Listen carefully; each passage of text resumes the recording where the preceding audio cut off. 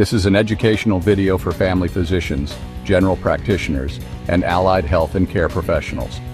The lecture is on artificial intelligence, AI, in medicine. Many positives, some negatives, but can we benefit? The research is done and presented by Dr. C.V. Alert, MBBS, DM, FCCFP, family physician. Lecture, Artificial Intelligence, AI, is a rapidly evolving field of computer science that aims to create machines that can perform tasks that typically require human intelligence. AI in medicine and healthcare is rapidly transforming the field by enhancing diagnostics, treatment plans, and patient care. AI algorithms can analyze medical data to identify patterns and insights that may be missed by humans, leading to earlier and more accurate diagnoses, personalized treatment strategies, and improved patient outcomes. Here are some areas in which AI is being used to improve healthcare. 1. Diagnosis of complex cases. Very recently, it was announced that a new AI tool from Microsoft can diagnose complex illnesses more accurately than most doctors. This AI tool blends the strengths of both generalists and specialists. Most doctors either have a broad base of knowledge, for example, family physicians, or deep expertise in a particular field, for example, specialists. But this AI combines both. In testing, this new tool correctly solved over 80% of the specifically selected challenging cases, compared to just 20% by human doctors. Even more impressive, it managed to do so while ordering fewer tests, suggesting a more efficient and cost-effective approach to diagnosis. The system's ability to update its diagnosis in real time, as more data is added, means it can adapt quickly and provide up-to-date recommendations. This is a big deal, especially in complex cases where every detail counts. Researchers say the AI's clinical reasoning skills are beyond what any single doctor can offer, thanks to its ability to process vast amounts of information from different medical fields at once. Despite these promising results, Microsoft is claiming that this is a pathway to medical superintelligence, but is not positioning this AI tool as a replacement for doctors, at least not yet. The tool is still being tested in real clinical settings to see how it performs outside of controlled experiments. Safety checks and clinical validation are ongoing, and the company says it will only move forward with broader use once these hurdles are cleared. Stay tuned. 1. Personalized treatment plans. AI can analyze patient data to predict individual responses to different treatments, allowing for the development of more targeted and effective treatment plans. AI-powered tools can also help optimize medication dosages, minimizing side effects and maximizing therapeutic benefits. On the other hand, many of the newer classes of medications, like the monoclonal antibody treatments for a wide variety of diseases, many newer anti-cancer drugs, and the new classes of anti-obesity medications, are outside the price range of many Caribbean patients and most Caribbean national drug formularies. So we are unlikely to see any of these medications in the near future, or at least until patents run out and/or effective and affordable generics become available. 1. Disease prevention and management. AI can analyze population health data to identify individuals at risk for certain diseases, enabling proactive interventions and preventive measures. AI can also help manage chronic diseases by providing personalized recommendations for lifestyle changes and medication adherence. On the other hand, there seems to be limited ability and enthusiasm, if not resources, for Caribbean ministries of health, plus wellness, to generate and analyze data on local populations at a regional level. The World Health Organization, WHO, and the Pan-American Health Organization, PAHO.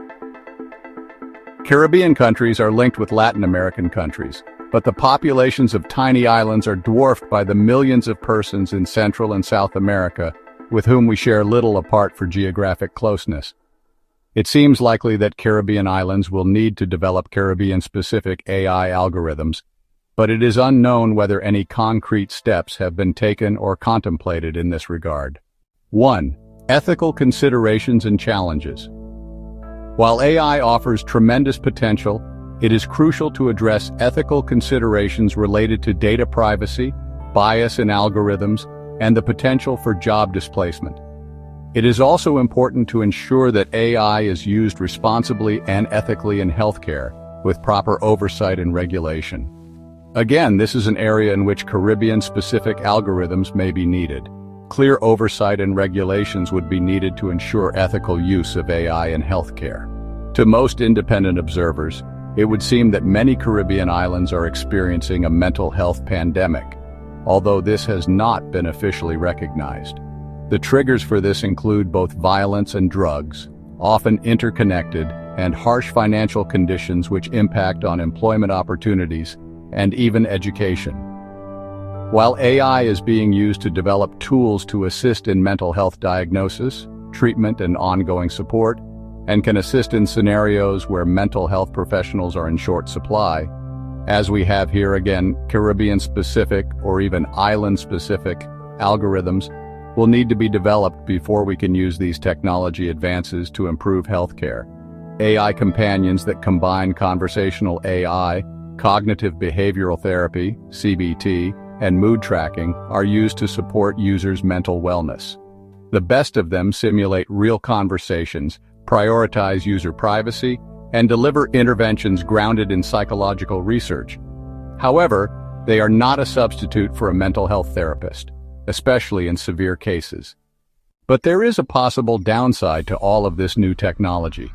AI programs can be configured to routinely answer health queries with false information that appears authoritative, complete with fake citations from real medical journals.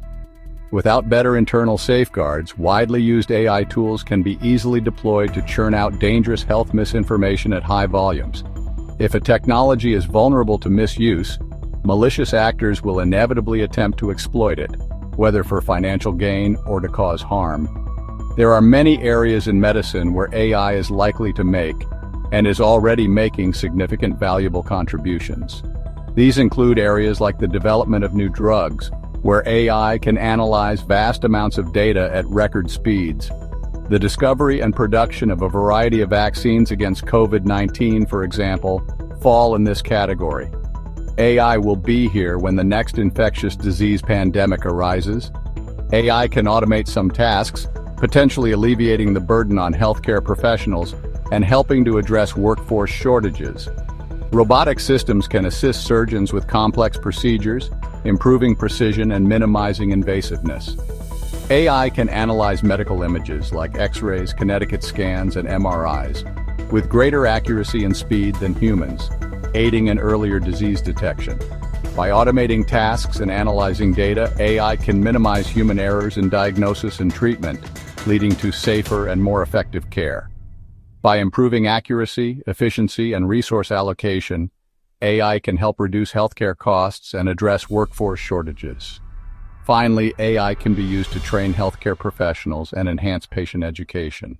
Like any other tool, whether AI can be a blessing or a curse depends on the use to which it is put, or if it is put to use at all.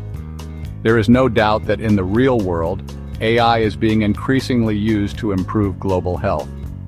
The question is, do we wish to advance Caribbean healthcare services and the health of our people? In the Caribbean, we have rapidly rising health costs, yet decreasing population health.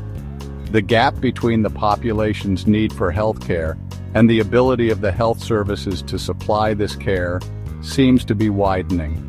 At least AI seems to provide one avenue for us to adopt a new business model.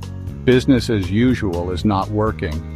AI should be used to complement human intelligence, but is not likely to be useful in situations where human intelligence seems to have run out of ideas.